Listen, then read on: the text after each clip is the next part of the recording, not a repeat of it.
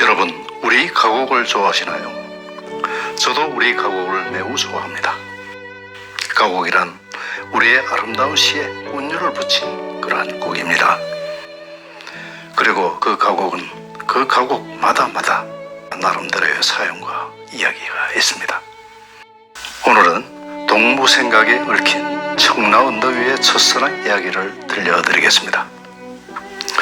청라언덕은 푸를 청 담쟁이 라자를 써서 푸른 담쟁이 덩굴이라는 뜻으로 당시 박태준이 다니던 대구 개성학교의 아담스관과 맥퍼슨관, 그리고 언덕에 위치한 동산의료원 선교사 사택들이 푸른 담쟁이 덩굴로 휘감겨 있는 모습에서 비롯된 이름입니다. 동무생각의 배경이 된 대구 동산동의 청라언덕은 대구 근대문화의 중심지입니다. 박태준은 우리나라 현대 음악의 선구자로서 1920년 동요 기럭기럭이라는 기럭이, 1925년 24세의 나이에 듬뿍 새 논에서 울고의 오빠 생각, 새나라의 어린이 등 우리나라 최초의 창작 동요를 작곡했고, 1922년 그가 작곡한 우리나라 첫 가곡인 동무생각의 노랫말이 바로 이 언덕 위의 돌비에 새겨져 있습니다. 마산 창신학교 설립자의 아들이자 창신학교 국어교사로 있던 노산 윤상은 1년 전 이 학교로 부임한 태준이 지은 동요를 좋아했습니다. 태준은 은상과 함께 노비산 언덕에서 바라보는 월포의 일몰을 좋아했고, 노비산에서 구마산으로 가는 다리 위에서 삶과 예술에 대한 이야기로 시간이 가는 줄 몰랐습니다.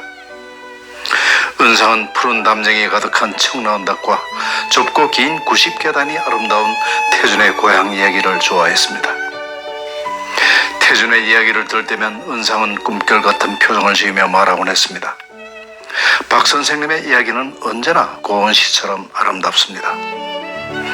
그날도 태준은 은상과 함께 노비산 언덕에 앉아 있었습니다. 암울한 조국의 현실이 둘의 마음을 더욱 어둡게 하였죠. 침울한 분위기를 바꾸려는 듯 문득 은상이 짓궂은 표정을 지으며, 그런데 박 선생님, 선생님의 첫사랑은 어떤 분이셨나요? 라고 물었습니다. 은상의 뜬금없는 질문에 태준은 당황스러운 표정을 지으며 말합니다. 첫사랑은 한 번 얘기도 제대로 못하는걸요. 첫사랑이 다 그렇죠. 그러니까 영영 가슴속에 박제되는 사랑이고요. 제가 다니던 개성학교 가까이에 있는 신명여고의 여학생이었어요. 함께 교회에 다녔는데 한 번은 그 여학생이 자두를 한 바구니 가져와 교회 아이들에게 나누어 줬어요. 전 그 자두가 저한테까지도 올까 하며 가슴을 졸이며 있었죠.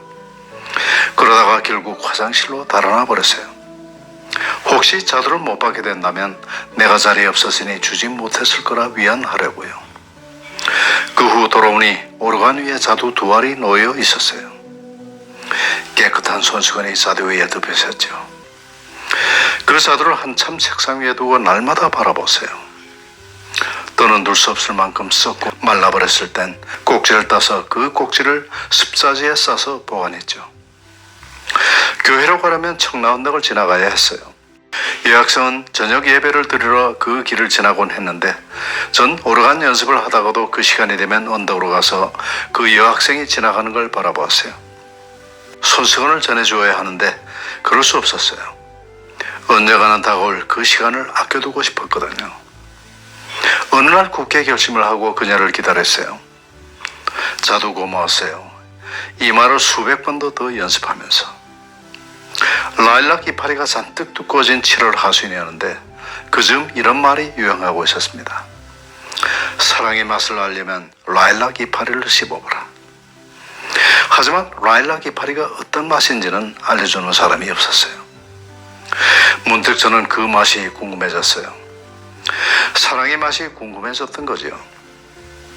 손을 뻗어 연한 잎 하나를 따서 입안에 넣었는데, 그 맛이란, 그건 먹어보지 않고는 도저히 설명할 수 없는 맛이었어요. 정말이지 죽을 것 같은 맛이었는데 뱉어버릴 수가 없었어요. 그러면 그 기다림이 허사가 되고 말 것 같았거든요. 그때였어요. 멀리 그녀의 모습이 보였어요. 기다림은 그렇게 길었는데 그녀의 걸음은 어찌나 빨랐던지 내가 이파리를 다 씹어 삼키기도 전에 그녀는 내 코앞에 마주 있었죠. 아직도 입안에 가득한 그 맛 때문에 혀가 얼얼하고 얼굴은 푸르락해졌죠. 그때 제가 어떻게 한 줄 아세요? 바보 같게도 라일락 고마웠어요 라고 말해버렸죠. 에고, 그렇게 골백 번 연습한 자두라는 말 대신에 라일락이 고맙다니요. 순진한 아이처럼 귓볼이 붉어진 태준을 바라보며 은사한 배를 잡고 웃었습니다. 아이고, 도대체 그 이파리 맛이 어땠게요? 그건 이 선생님이 직접 맛보셔야 해요. 사랑의 맛이 그런 것이라는 걸 절감하게 될 테니까요. 그리고 태준은 얼굴을 활짝 펴며 말을 이었습니다. 그런데 그 여학생이 어떻게 한 줄 아세요? 저를 보고 웃었어요. 제게 눈을 맞추고 소리 없이 빙그레 웃었답니다. 그 후 그녀는 말 한마디 없이 일본으로 유학을 떠나버렸어요. 이야기를 듣고 있던 은상이 갑자기 생각난 듯 수첩을 꺼내 무언가 끄적이기 시작했습니다. 박 선생님, 선생님 곡에다가 그 여학생의 이야기를 담으세요. 그러면 그 소녀와의 사랑을 노래 속에서나마 이룰 수 있지 않겠어요? 제가 가사를 써드릴 테니 곡을 붙여보시겠어요? 잠시 후 은상은 태준의 고향 추억과 눈앞에 펼쳐진 월포 바닷가의 풍경을 담은 시를 건네주었습니다.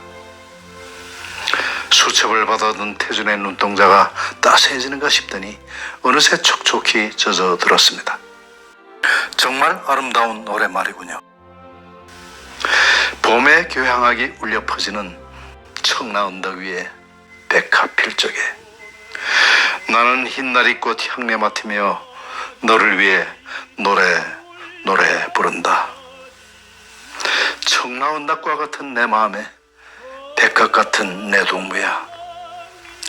네가 내게서 피어날 적에 모든 슬픔이 사라진다. 더운 백사장에 밀려 들어오는 저녁 조수 위에 흰새 뜰 적에 나는 멀리 산천 바라보면서 너를 위해 노래 부른다. 조수와 같은 내 맘에 흰새 같은 내 동무야. 네가 내게서 떠돌 때에는 모든 슬픔이 사라진다. 태준은 며칠 전에 작곡한 곡을 떠올렸습니다. 그 음률 속에서 푸르던 청라 언덕과 언덕의 붉은 돌담과 붉은 담을 휘감은 푸른 담쟁이와 그 길을 장난치며 오르던 형의 얼굴이 떠올랐습니다. 일본 유학생 폐결핵에 걸려 돌아와 24살의 나이로 그 아름답던 생을 마감했던 형이었습니다. 그리고 창포물을 들인 듯 윤기나던 소녀의 검은 눈썹과 그 눈썹 아래 싱그럽던 소녀의 미소가 태준의 뺨을 조용히 만지고 지나갔습니다. 멀리 파도 속으로 백합 같은 소녀의 희디흰 얼굴과 저녁 조수처럼 떠난 흰새 같은 형의 얼굴이 썰물처럼 밀려왔다가 사라지곤 했습니다. 어느 시인이 쓴 이 사연을 읽고 나는 그날 내내 가슴이 아프고 슬펐습니다. 선율 속에 담겨진 그의 풍부한 서정성은 당시 우리 민족의 가슴에 맺힌 한을 위로해 주었고 그리움과 애잔함을 달래해 주었습니다. 이 땅의 연인들이여, 사랑의 맛을 알려면 라일락 이파리를 씹어보세요. 박태준이 말합니다. 아, 그 맛이란 정말 죽을 것 같은 맛이었어요. 박태준은 대구 개성학교를 졸업하고 평양 숭실학교를 거쳐 미국 웨스트민스터 대학에서 합창지휘를 전공했습니다. 석사학위를 취득했고 독립운동에 연루되어 옥고를 치르기도 했습니다. 연세대학교의 종교음악과를 설립하고 초대 음대학장을 지냈습니다. 청춘 합창단이 부르는 이은상 작시, 박태준 작곡, 동무생각 보내드리면서 권대국TV 인사드립니다. 오늘도 행복하고 아름다운 날 되시기 바랍니다. 감사합니다.